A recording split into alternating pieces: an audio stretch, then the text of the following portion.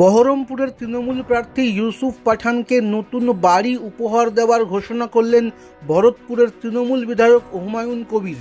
তবে শর্ত একটাই, বহরমপুর আসন থেকে জিততে হবে তাকে। বিধায়কের দাবি, ইউসুফের বহিরাগত তকমা ঘোচাতেই এই উপহারের ঘোষণা। খুশি ইউসুফও। রবিবার বহরমপুর লোকসভা কেন্দ্রের অন্তর্গত ভরতপুর বিধানসভা এলাকার গ্রামীণ মাজার থেকে নির্বাচনী প্রচার শুরু করেন ইউসুফ।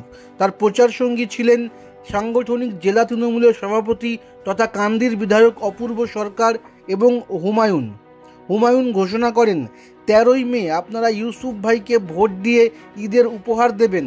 আর 4ই জুন ইউসুফ জেতার পর, সাংসদ হওয়ার পর ওর জন্য বহরমপুর শহরে একটা বাড়ি বানিয়ে দেব আমি আমার কথা রাখব।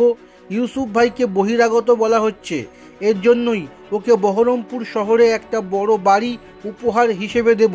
হুমায়ুনের এই ঘোষণায় ইউসুফ বলেন, উপহার পেলে ভালোই লাগে। হুমায়ুন ভাইকে ধন্যবাদ, তৃণমূলের জয় নিশ্চিত।